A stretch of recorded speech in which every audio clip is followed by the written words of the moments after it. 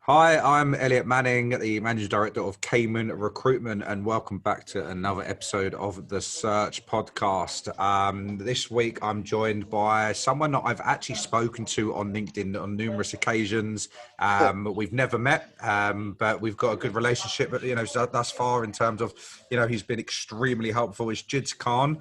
Jidzs has been in recruitment for many, many years, but I'll let you kind of introduce yourself, mate. Sure.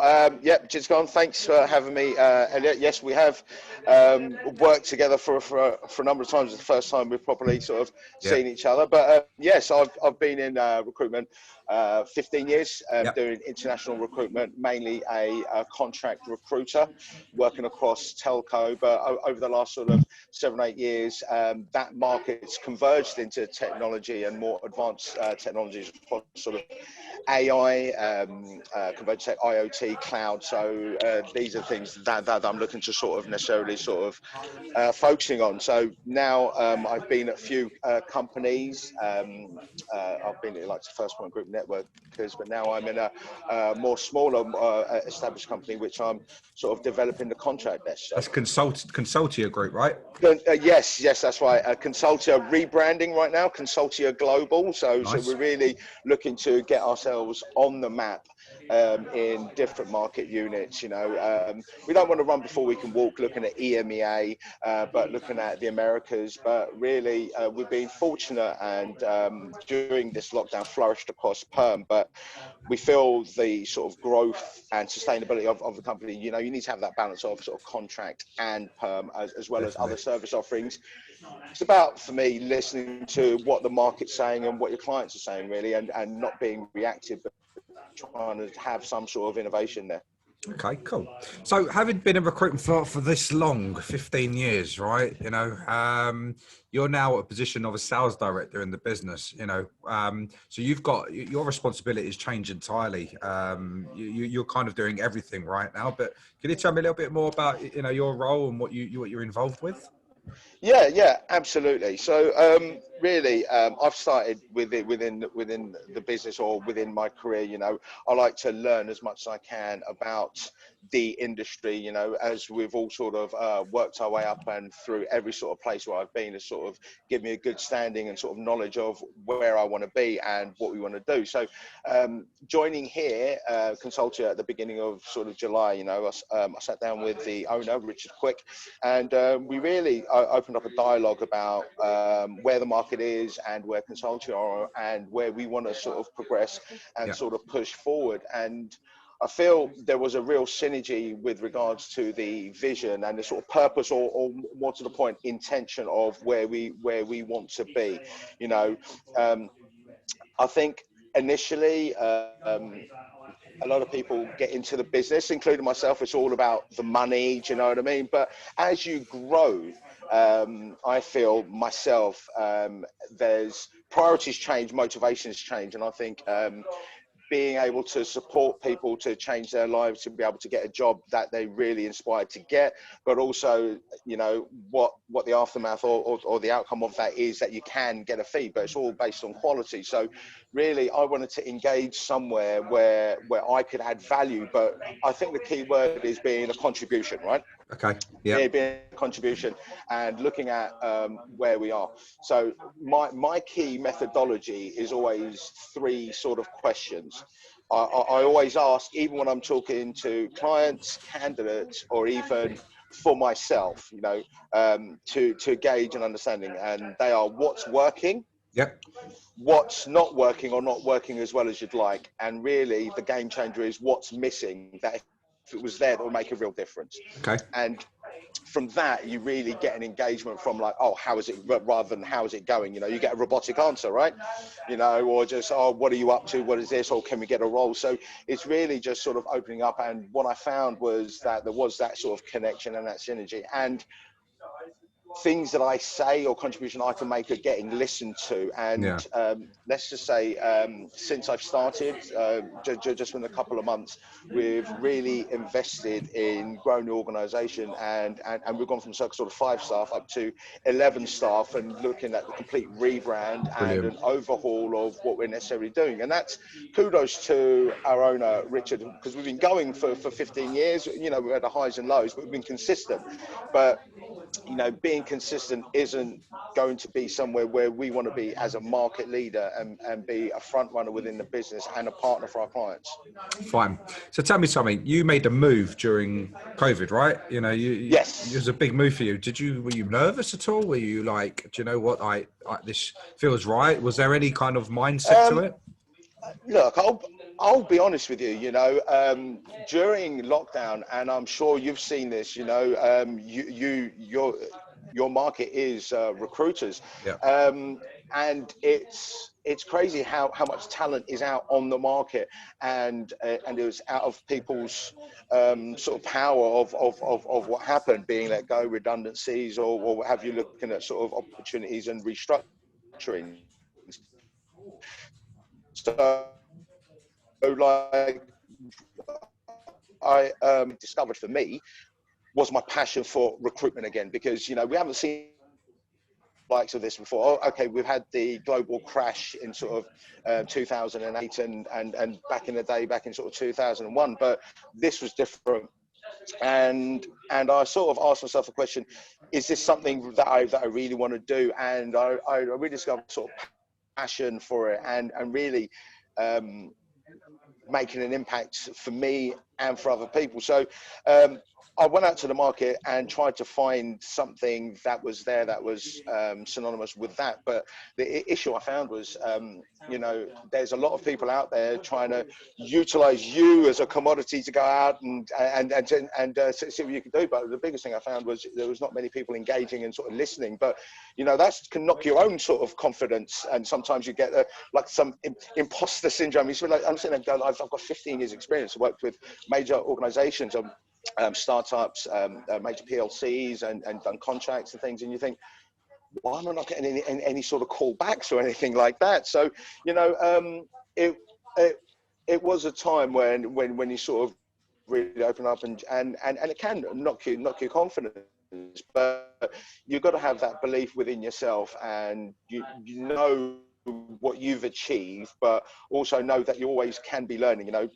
when we started out in the business, we didn't have all of these tools and things out there, like your say interviews, LinkedIn recruiters, you know, great CRMs, your Salesforces or Bullhorns or whatever. It was pretty much, you know, I hate to sort of say cliched, you know, here's a phone, here's what you need to do, and just crack on with it. But it's just finding that that balance, because what we've created here, I think, although we've got varying degrees of experience, is I'm learning something from everybody.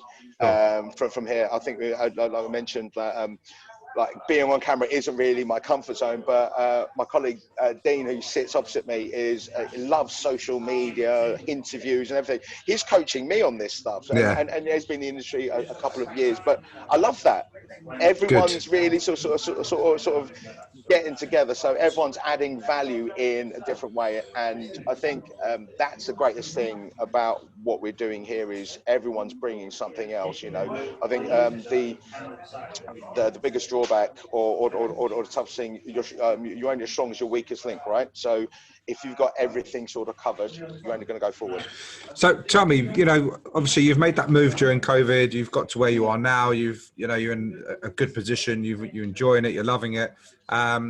Tell me, so when you started off in recruitment and you were a recruiter and you worked your way through the ranks and become a team manager and team lead, etc., you're now a sales director. Do you still bill? Are you still hands-on? Like how? Yes. Yes, I am. For me, that part is never going to sort of go. I like to sort of keep myself on my toes, but I think I'd like to do more, but it's really being able to excel in where you feel you can add value. I'd never like to remove myself from the tools completely. Do you think it's important, as in your position, to be able to do that and have to do that as a top leader in the business, to always build and lead the way? Uh, not always. It all depends on the structure and setup which you have. In a smaller environment, you're much more exposed. Don't get me wrong. I've had my many hypocritical moments within recruitment, more of do as I say and not as I do. But you've got to lead by example. But if you're tutoring or mentoring somebody, I think the best way to show someone is not just in dialogue, but actually how to necessarily do it, or by example. Do you know what I mean? I think things stick in discovery for someone, once they've seen it happen and they've seen how it can work. For me, I like to focus on where I feel I can add value, but I like to sort of open up and learn about perm, statement of work, RPOs, and these things, because for me, I don't know it all, and as soon as you think you do, there's only one way, and that is just down. And I'm never gonna be that way. So right now, as a sort of sales director or sales manager, I get the same buzz of someone in my team or the organization getting a deal just as much as I do. It's about the bigger picture. I think when I started out, it was very much selfish motivations. This is what I want, what I can achieve, what I can. Yeah, typical, like, it's recruiters, right? That's what we think about. Exactly. Then I think I had some epiphany early on in my career, which was like, Jidzs, you wouldn't be where you are as a top biller or as a manager or big promotion without your team. It's not just you. So really, that opened up my eyes to really look at what we got, and what we can do. So for me, I like to still build, because I like to keep myself organized and within process. As long as you've got those processes and that strategy in place, I think the key thing is having a strategy, a structure to enforce it, but then utilizing actual tactics to do it. I think the biggest issue has been throughout my career, or what I've seen many places, is as soon as there's a big challenge or an obstacle within it, people recoil and go, bash the phones and let's see how we get on. And people don't like see out an entire strategy, right? You know what? That's so true. Like, it's so true. There's so many agencies out there that they've got people in the business, and they'll start going to panic mode, and rather than actually sit back, take a step back, look at the structure, look at the position of the business, look at what needs to be done, and what you said before, what's missing, to help you. It's, do you know what? We've got to pick up the phone. Just everyone pick up the phone 100 times a day, and like, if you haven't, then you're not hitting the KPIs, and it just goes wild, right? Yeah, exactly. And what you're sacrificing is your quality.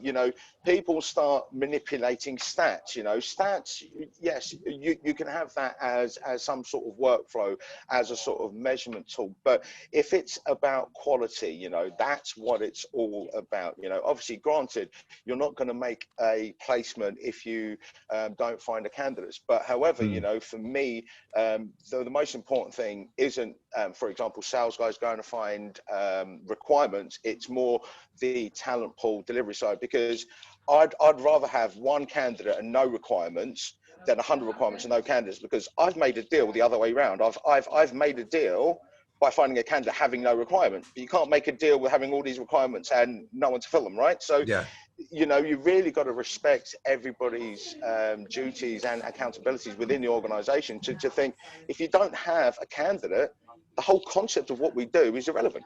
Yeah, definitely. Question, Jids, who taught you all this? Who inspired you? Who gave you all this information, or did did it just come naturally to you? No. So I started off my life in insurance. So I'm tainted by insurance and recruitment, as they say. But I got speaking to an old friend, and they said, you know, you should get into recruitment. So looked into it, and you know, I thought, oh, I knew it all and done all this in insurance, but what it come out, it just hit me like a ton of bricks. It's like, you know, what I was doing was more service providing than it was anything in sales. But my first opportunity come at First Point Group, and you know, we started off as a small organisation, and you know, kudos to the two owners, Alistair Ryanish and David Taylor. You know, they built something. It's been exceptional, which has gone on a great growth, multiple offices, and we're talking 70-80 million sort of turnover. It's exceptional from their inception from circa 2004 up until now. I was there for sort of 8 years, and you know, I learnt the basics from them, and really just how to business develop initially, but how to sort of develop accounts and really how to interact and work and let's see, not over promise, but to be able to sort of deliver, and learning that sort of industry. I think the biggest drawback I had is trying to understand the market itself, the technology markets, but then sort of got to the grasp of, okay, we need to know about our sort of industries or the verticals that we do, but what we are is we're experts in recruitment. That's what we are. Yeah. You're the XYZ is the expert within, let's say, telco or IT or whatever that it may be. You know, we've got to ask and engage them to give us the right information. You know, I'm not going to be able to talk them through how to program something, but I know how to do recruitment and how to engage with that. And that's when I took not pressure off myself, but it sort of landed. And I've taken that to every sort of place, and you know, I always like to expand myself and take on new challenges and throw myself out of the comfort zone. You can't grow unless you do that, right? So yeah, so there's key people that I've learned many things from: colleagues, mentors, managers, people, networkers like Scott Simons, you know, exceptional MD. Worked very well with, and even across some of the contracts which I've done. But now, you know, I think it's the same thing where I can sort of give that knowledge back, Yeah. as well as keep learning myself, and this is why it's a perfect place within Consultia right now. So we've got that from every angle. There's something to be learned and ideas to be listened to. Fine. So what's the, you know, kind of on the last note, what's the kind of plan moving forward for you? What do you want to achieve? You know, what's the goal, where you are? What can I help you with in this podcast going out to hopefully loads of recruiters out there listening? Well, what we're doing is we are repositioning ourselves on what we do and where we are. You know, I know it's sort of quite cliched, but we are a very much a boutique recruitment organisation. But I'd go to say we're far more than just an agency. You know, what we do is we promote sort of listening and engaging with our clients. We don't listen just to respond. I think that's a big thing within the industry. You know, we listen, we engage, and we are with all the service offerings which we provide: contract, permanent, statement of work, exec, sort of retained, RPOs. All of these, we can actually categorically say that we actually have someone in here that has got experience in delivering that. So there's something of a pragmatic approach, that we've done this before, but we want to take ourselves to the next level and be sustainable, but have that synergy. We don't want to reel off all of these verticals that we do because it looks sexy, you know, but we genuinely are market leaders across artificial intelligence, advanced telco, which is 4G, 5G, cloud, and IoT, and we're sticking to those four because there is that synergy that goes straight through it. I'm not just going to be like, oh, you know, we'll take anything they want. You know, people have preferred suppliers, right? We have preferred clients as well. You know, it's a two-way thing. So what we're doing is we're rebranding, we're taking ourselves to that next level, and I think you're going to be seeing and hearing a lot more about Consultia Global. And for me, getting outside of my comfort zone is really utilizing someone like yourself and your network to really sort of get ourselves Definitely. out there, and people to reach out, have a chat, and see what we can do.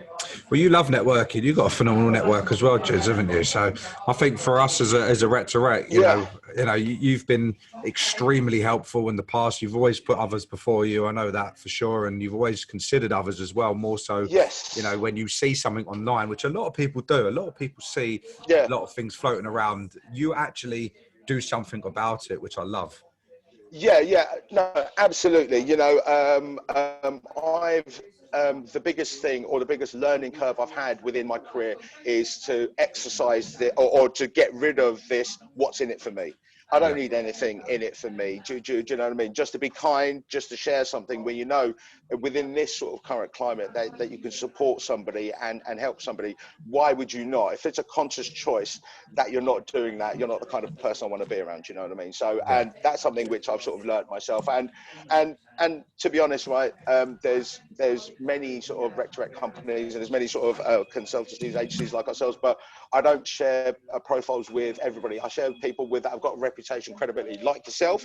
As you said, like just through this COVID season, you've helped place 3 of my friends, and I'm grateful for that. So thank you for that.